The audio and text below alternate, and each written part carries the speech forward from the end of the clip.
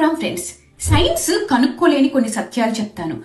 అప్పట్లో బావి ఏటిలోని నీటిని తోడి డైరెక్ట్ గా తాగేసి 100 ఏళ్లు బతికేవారు.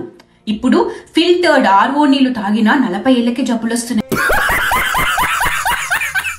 ఈ కిరణకలాంటోళ్ళు పాము కరిస్తే పాము మంత్రం వేసి పేషెంట్ని చంపేసే నాటు వైద్యురాలు అంటోళ్ళు అనమాట. ఇలాంటి బుర్ర తక్కువ బత్తాయిలకు సైన్స్ గురించి చెప్పే అర్హత లేదు. వీళ్ళు మతం పేరు చెప్పుకొని సూడో సైన్స్ని ప్రచారం చేసే ముఠ. వెల్ వాటర్ కానీ అంటే నూతి నుంచి వాటర్ని డైరెక్ట్గా తాగచ్చా అంటే నో అండి.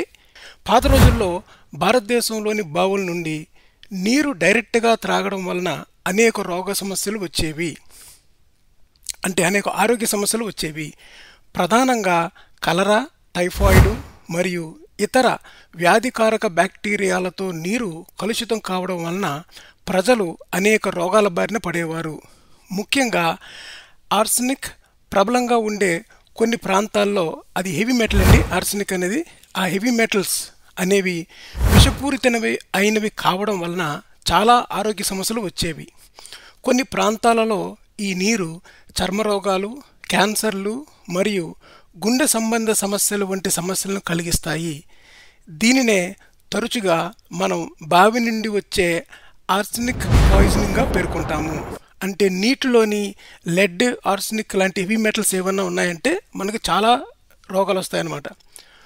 బుర్ర తక్కువ బత్తాయిలు చేసే ప్రచారం వలన సమాజానికి ఎంత ప్రమాదమో తెలుసుకోండి.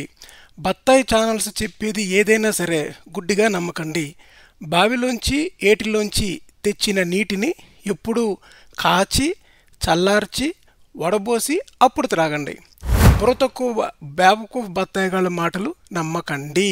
టాక్ రేషనల్లీ యూట్యూబ్లోని మీకు ఇటువంటివి ఏమైనా సూడో సైన్స్ ప్రచారం చేసే బత్తాయి ఛానల్లో కనిపించే విషయాలు ఏమన్నా ఉంటే వెంటనే మాకు ఫార్వర్డ్ చేయండి. దీని మీద మనం కౌంటర్ వీడియో చేద్దాం. Thank you, bye.